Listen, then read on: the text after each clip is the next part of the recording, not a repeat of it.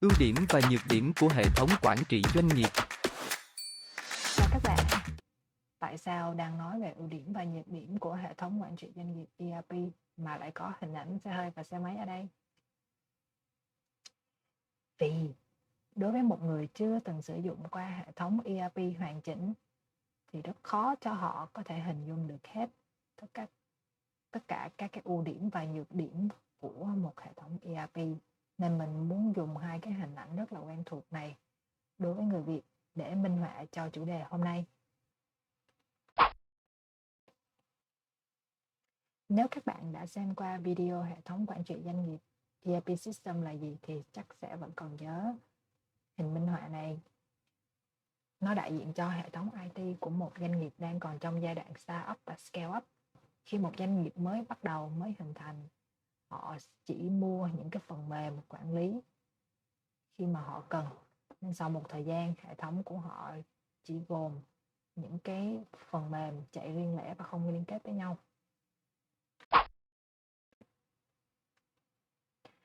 Thì mình muốn ví việc dùng các cái phần mềm riêng lẻ như thế này, nó giống như việc chúng ta mua 4 cái xe máy của 4 hãng khác nhau cho nhân viên dùng để đi gặp khách hàng. Còn đây là hình đại diện cho một hệ thống ERP hoàn chỉnh khi mà tất cả các module được sử dụng và liên kết với nhau. Thì việc sử dụng hệ thống ERP hoàn chỉnh nó giống như chúng ta mua một chiếc xe hơi 4 chỗ vậy. Về mặt công năng, chúng ta thấy xe hơi 4 chỗ và 4 cái xe máy đều có thể đưa 4 con người đi và đến nơi. Nhưng khi mà chúng ta so sánh hai cái mô hình di chuyển này thì chắc chắn là mỗi cái nó sẽ có ưu và nhược điểm riêng. Thì để nói rõ hơn về chủ đề hôm nay, chúng ta sẽ phân tích ưu và nhược điểm của hai cái lựa chọn này trong giai đoạn mà một công ty có thể sử dụng một trong hai để cùng đạt được một mục đích. Chúng ta sẽ không nói đến cái thời điểm mà khi mà một công ty chưa cần đến hệ thống ERP, có nghĩa là chưa cần đến xe hơi, và sau khi họ đã chạm đến một cái mốc mà họ phải nâng cấp lên hệ thống ERP rồi nhé.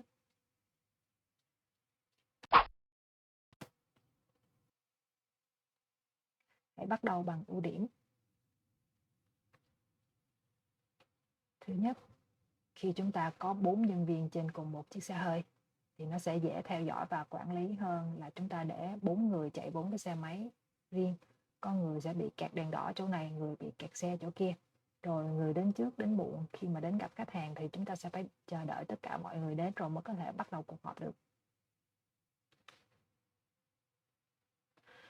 Khi mà một chiếc xe hơi bị hư thì chúng ta biết chúng ta chỉ cần đưa nó đến một cái tiệm quen mà chúng ta hay đưa nó đến bảo trì hoặc sửa chữa. Thay vì 4 cái xe máy thì chúng ta phải nhớ là cái xe Honda thì phải đưa nó đến cái gara này, cái xe Yamaha thì phải đưa nó đến cái gara kia. Xe hơi, khi mà chúng ta ngồi trên xe hơi thì chúng ta có thể tối ưu hóa được nhiều cái tiện ích của nó hơn là khi chúng ta dùng xe máy. Và ngoài ra những cái tiện ích kiểu như là xe hơi thì có thể che nắng che mưa được. 4 cái xe máy dù có đắt tiền đến mấy thì chúng ta vẫn phải mặc áo mưa, vẫn phải mặc áo chống nắng. Và hệ thống ERP nó có thể giúp chúng ta phát triển một cách bền vững hơn, kiểu như xe hơi thì có thể giúp chúng ta đi đến gặp những khách hàng xa hơn, vượt qua cái thị trường hiện tại của mình. Và nó cũng giống như là một cái hình ảnh mà nhiều người mơ ước, là giấc mơ của họ là đến một thời điểm nào đó họ phải nâng cấp lên xe hơi.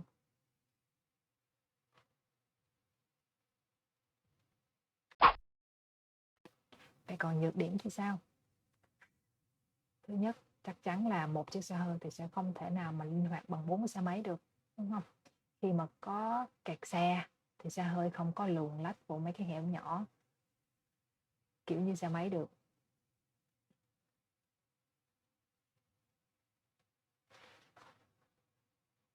Hệ thống ERP cũng sẽ khó sử dụng hơn.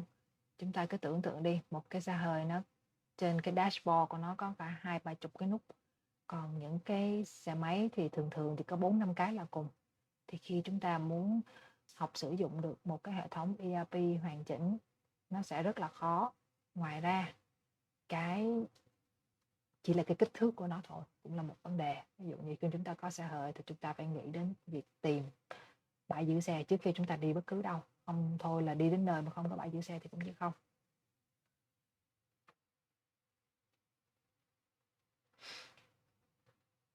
Thì vì một hệ thống ERP nó có nhiều chức năng hơn nên chúng ta cũng sẽ mất nhiều thời gian để mà master được nó, có nghĩa là không chỉ là biết sử dụng mà còn sử dụng một cách thành thạo và hiệu quả.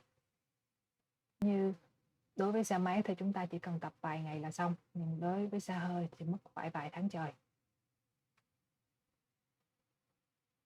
Và điều cuối cùng lại là yếu tố liên quan đến con người. Vì sao mình thường để yếu tố con người cuối cùng? Tại vì nó thường là vấn đề quan trọng nhất và nhức đầu nhất đối với tất cả các dự án ERP. Khi chúng ta nâng cấp lên một cái hệ thống mới tốt hơn, hiện đại hơn thì không phải nhân viên nào cũng thích. Có những nhân viên kiểu như họ thích đi xe máy thôi, không thích đi xe hơi. Họ nói đi xe hơi kiểu gò bó và họ không thích. Có những nhân viên thì lực bất tòng tâm là vì họ bị say xe, mặc dù thích xe hơi nhưng mà không thể nào đi xe hơi được. Thì chúng ta sẽ gặp những cái trường hợp như vậy khi mà chúng ta nâng cấp lên ERP. Thì hoặc là nhân viên sẽ chống đối một cách ngầm thôi, tệ hơn là họ chống đối ra mặt. Thì điều này làm ảnh hưởng rất lớn đến dự án và sự thành công của hệ thống ERP. Thì thông qua việc hiểu được các ưu điểm và nhược điểm của hệ thống ERP, mình hy vọng các bạn có thể vận dụng nó vào việc cân nhắc thời điểm thích hợp để nâng cấp lên hệ thống ERP. Và thứ hai là sau khi chúng ta đã quyết định nâng cấp thì chúng ta phải nhớ cái công việc là công tác tư tưởng đối với nhân viên trong công ty. Thì cái công tác tư tưởng nó là một phần rất là quan trọng trong quá trình gọi là change management. Trước khi chúng ta làm bất cứ một cái thay đổi gì lớn trong công ty, sử dụng hệ thống ERP là một thay đổi rất lớn cho một công ty nha. Thì cái công tác tư tưởng này chúng ta phải lúc đầu là giải thích cho nhân viên hiểu được cả những cái ưu điểm và nhược điểm. Rồi sau đó trong quá trình triển khai và cả sau khi hệ thống đã được triển khai, chúng ta vẫn phải cứ nhắc đi nhắc lại những cái điều này. Khi mà chúng ta nâng cấp từ một hệ thống ERP nhỏ, yếu lên một hệ thống ERP mạnh hơn thì nó sẽ dễ hơn là cái trường hợp mà chúng ta nâng cấp từ không có ERP lên có ERP. Các bạn sẽ thấy cái sự kháng cự của nhân viên nó kinh khủng lắm. Thì bởi vậy cái việc công tác tư tưởng này, thứ nhất là giảm được một phần cái sự kháng cự này, và thứ hai là giúp các cái dự án chạy nhanh hơn và thành công hơn. Các bạn hãy subscribe kênh để cùng tìm hiểu thêm về hệ thống ERP và kế toán quốc tế với mình nhé. Ngoài ra hãy ủng hộ kênh bằng cách chia sẻ và like video này. Nếu muốn được tư vấn cụ thể hơn, bạn có thể liên hệ với mình qua địa chỉ email và tài khoản trên hình. Cảm ơn.